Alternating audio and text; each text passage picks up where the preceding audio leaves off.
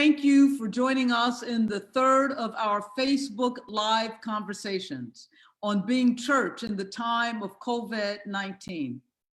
I am Kelly Brown Douglas, the Dean of the Episcopal Divinity School at Union Theological Seminary in New York, and I am privileged to have joining me in this afternoon's conversation my colleague, my dear friend, and the president of Union Theological Seminary in New York City, Dr. Serene Jones. Thank you, Serene, for being a part of this conversation. Hello, I'm glad to be here. Great. There is so much. I'm sorry? In a virtual world. Exactly. We are here. Yes. We are all discovering new ways to be connected to one another and new ways to be seminary and if not be church, which leads me actually, Serene, to the first question that I want to ask you. And that is, as you think about this crisis as not only president of Union, but as a theologian, as you are a professor of theology at Union, what would you say it means to be church in this time of COVID-19? Well, Kelly, the ideal answer to that question is the church in COVID-19 should be the church that it is all of the time, which the church whose sole purpose is to witness to the reality of God's love in the world, which means enacting and participating in the coming of God's justice in every single way we can find in every nook and cranny and corner of our lives. That's what it means to be church. The church's witness to that love in justice. In COVID-19, it means a particular set of things, but the mission of the church is one and has always been one that we've often failed at. Great. I so appreciate that response, Serene, because I think in so many ways, you know, who we are as church is aspirational. And even as we think of the way in which churches have been closed down and we can't worship together, et cetera, but that's only a small part of what it means to be church in the world. And so I appreciate so much your answer, because what it means to be church before COVID and after COVID is the same if we live into being church. As we are in this moment of churches having to go remote, you and I, who are so used to seeing each other on a daily basis, now are only able to interact remotely. We have watched schools and colleges and universities quickly changing over to online education in response again to this crisis. So first, let me ask you, before we dive a little more deeply into this new reality, what have you seen as the biggest challenge in addressing this crisis as president of Union Theological Seminary as we move online?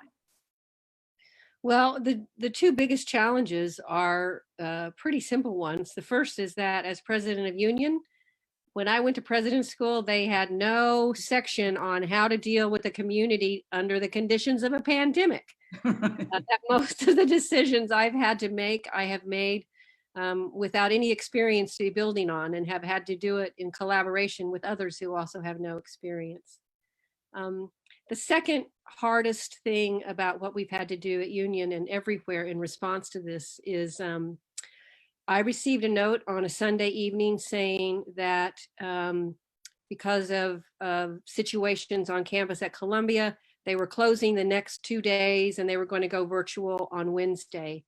And because we work so closely with Columbia, I knew that we had to, because of our proximity, follow that protocol. So I had about 5 minutes to make the decision to shut the campus for 2 days and then to turn us remote on Wednesday.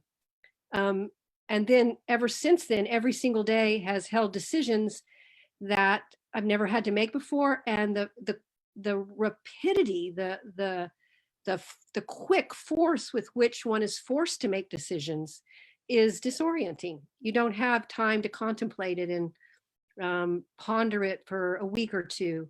You're making decisions on the spot in the minute, and you're always having before you how do you minimize harm, and how do you protect people? Well, I was hoping you would say that, and I was going to emphasize that. It seems that the signature of leadership in relationship to union, as well as other colleges and universities that we can see, is that starts from the place of how we minimize harm to others and what our ethical responsibility is. And that's what, in this sense, physical distancing is all about, and remote learning at this point is all about. And that is our ethical responsibility to our neighbors. And this crisis has revealed that we are all neighbors and we are all connected one to another. Serene, as we've moved online and as people are now teleworking and telecommuting, and virtually the country has virtually gone online, and everyone is working remotely, people are also pointing to the benefits of that and how in so many respects we perhaps should have been doing more online, particularly in protecting our environment. And so we are reducing commuting with cars and et cetera. And others are saying that online education is a future whose time has come. Can you speak to that? What's the benefit, but also what might be lost if we go completely online in the future? So I think for many seminaries, going completely online will be the future. But one of the things that I mourn the loss of most profoundly, of course, I mourn the deaths and the disease that's all around us in New York, but I mourn the loss of community that is a physical community. And I mourn seeing people's faces. You know, in a way, even though it's not a class, you and I and the whole administration at Union and EDS have had to communicate via Zoom for all of our meetings. Right. It's a wonderful technology in that what would otherwise just be Kelly Brown Douglas's voice suddenly becomes your face and your smile and your wonderful way of being in the world. And that is something that so far enhances what we're able to do across time and space.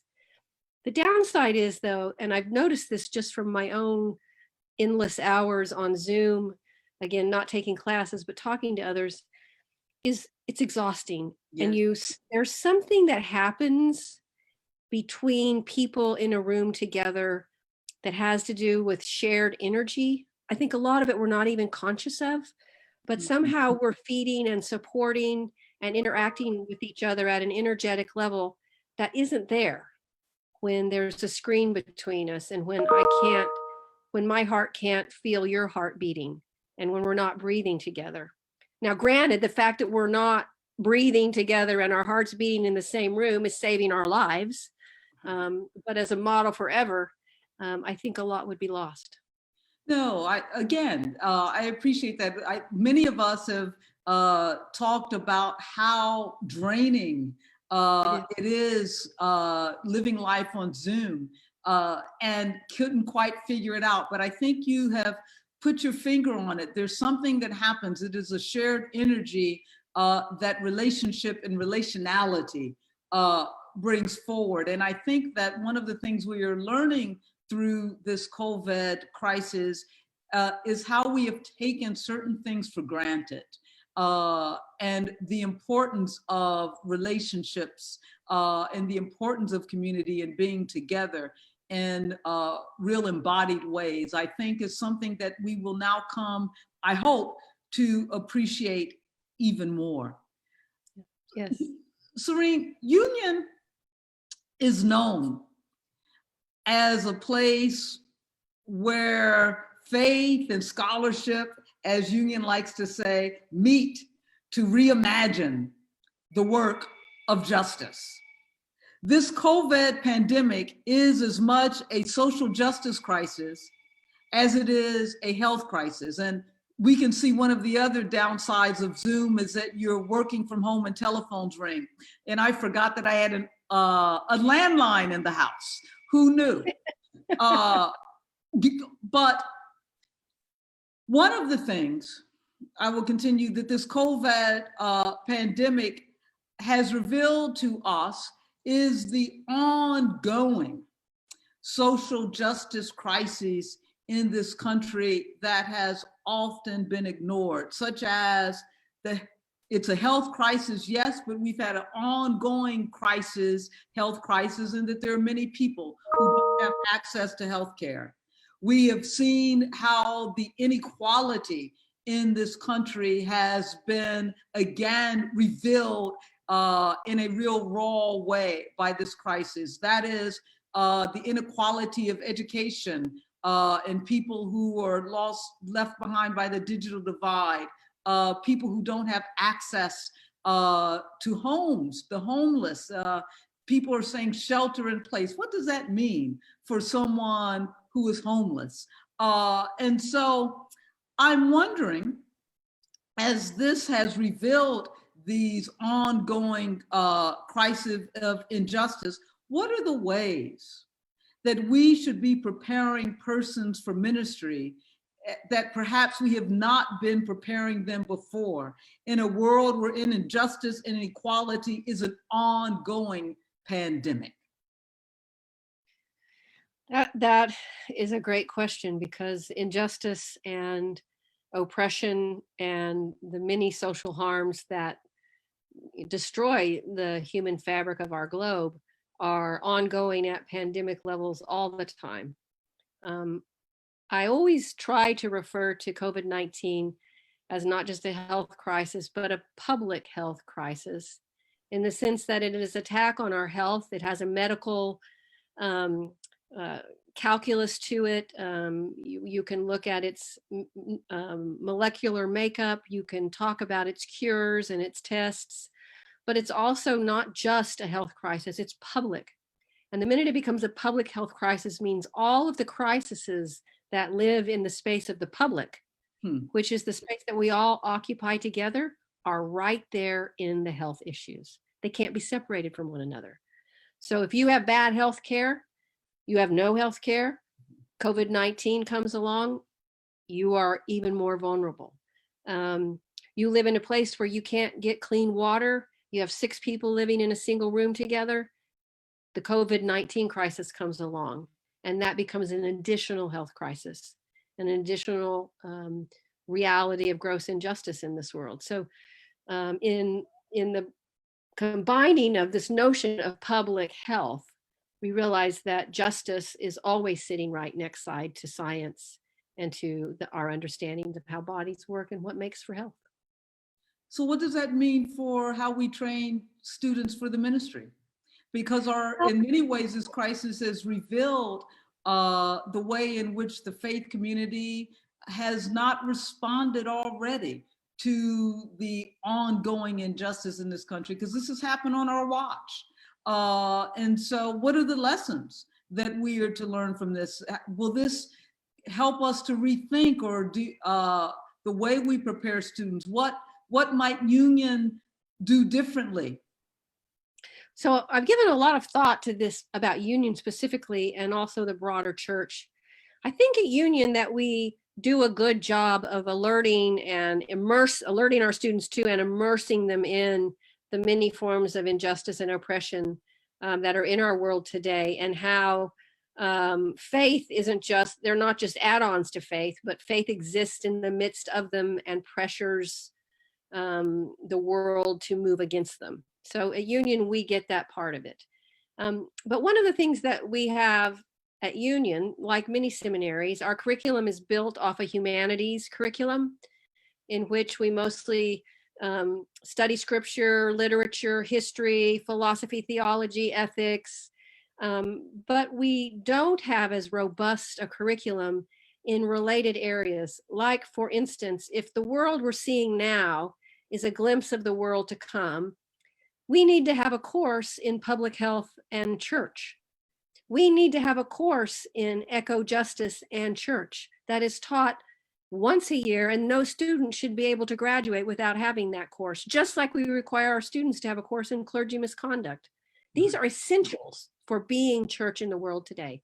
And those two areas are especially the area of public health, is one that Union has simply missed. Great.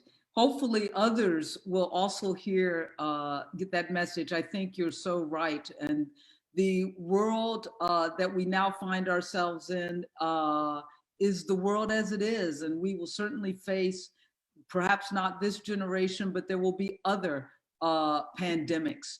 And so in as much as we are not prepared as a people and ready as a faith community in terms of allowing certain injustices to fester, then we will never be prepared for another pandemic of this nature.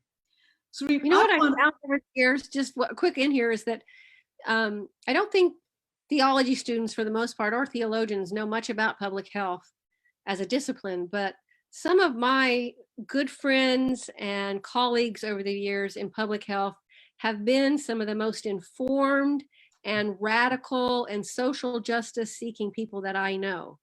It is a very connected field, and it's one that right now has the potential to save a lot of lives, but it is a place where the Union soul would feel very comfortable dwelling.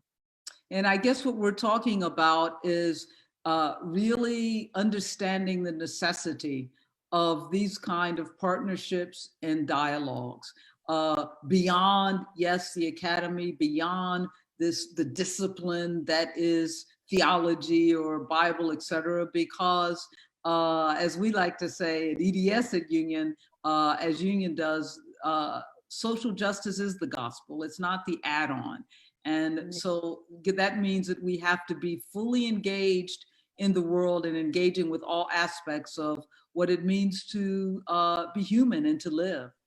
So I want to let that be a lead in. I want to now get you to put even more on your theological cap, because there are questions of theology that have emerged during this crisis.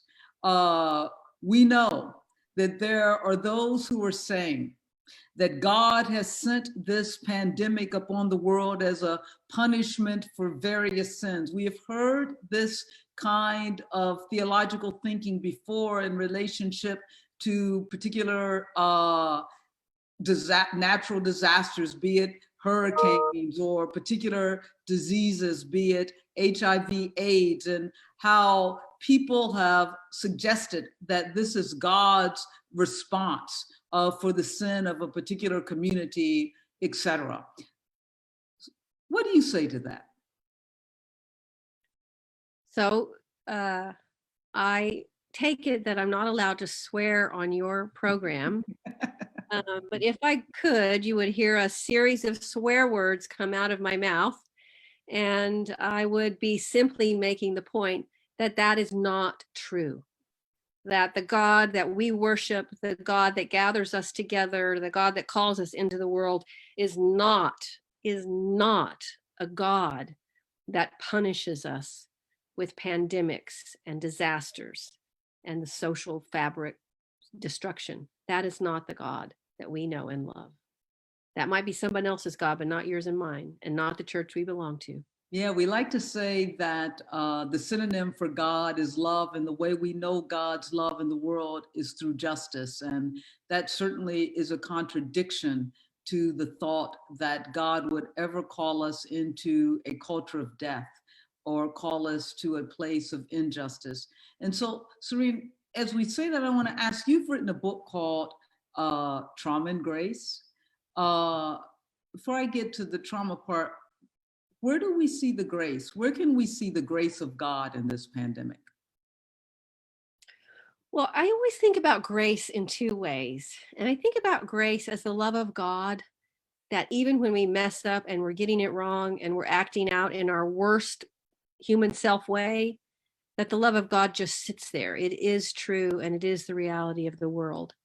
But the second way I talk about grace is the way that sometimes we're able to wake up to the truth of love and its ultimate power.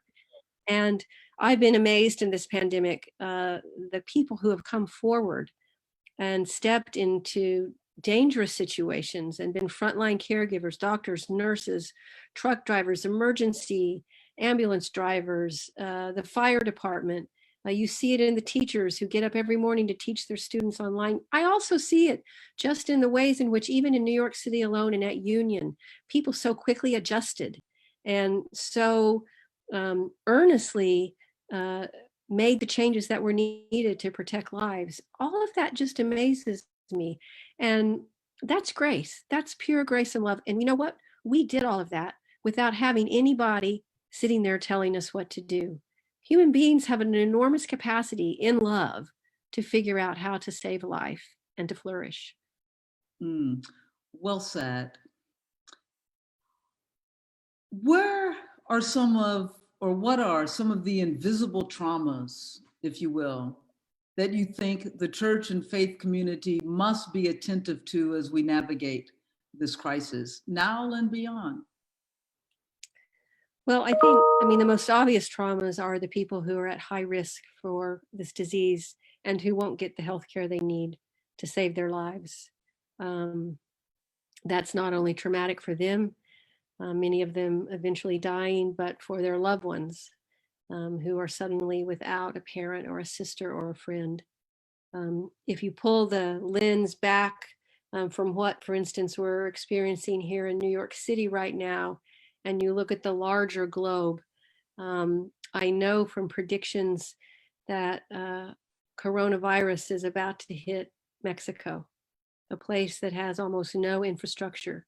And all of those towns that are set up along the border that are crowded so much that you can hardly move without touching another person are going to be mass graves as this pandemic works its way across North America and Central America.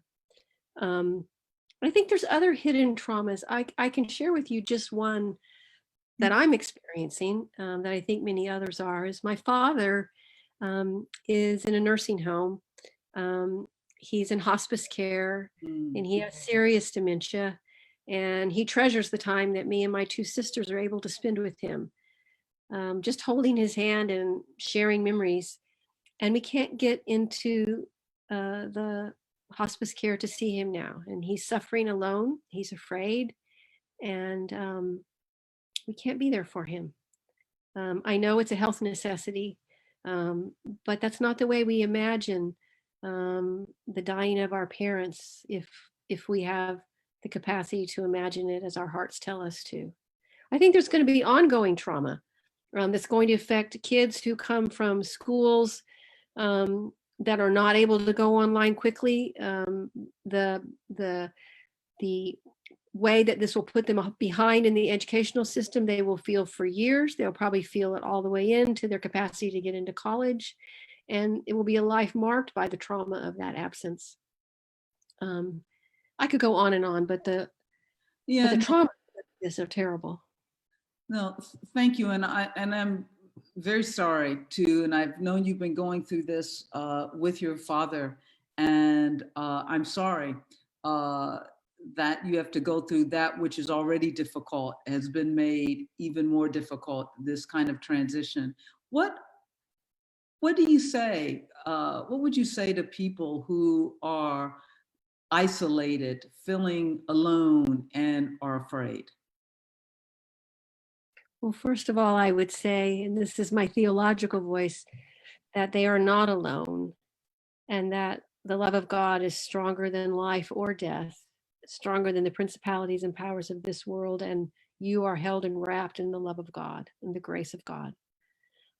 The second thing I would say is find a phone, find a computer, find an iPad, find someone who has it, and talk to people. Don't isolate yourself. Hear another human voice.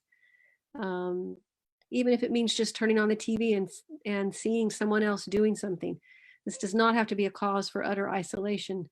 And it's very important in the midst of that, facing all the struggles we are, to find someone that you can really laugh with.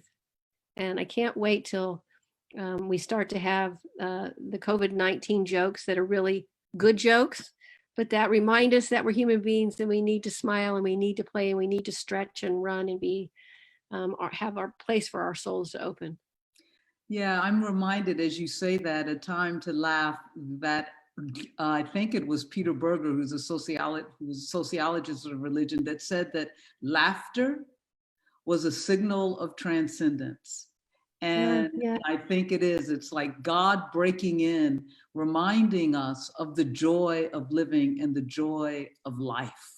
And we find ourselves sometimes laughing, don't we, in the strangest times when we aren't supposed to laugh. And that's God breaking in. Serene, as we conclude this conversation, and thank you for such a rich conversation, and I want to ask you, as president of Union, as a faith leader in this nation, as a leading theologian in this nation, what is the message that you would like to leave for churches and those training future faith leaders at this time? To be church, to be what we have always been called to be a witness, to love in the world, and an activist for justice in the world. To do that with all of your heart and soul and mind. And you are called in this moment to innovate ways to do that, because we associate activism with hands-on engagement. Right now, we can't touch people with our hands, with our breath. We need to learn how to touch them with our words and our soul.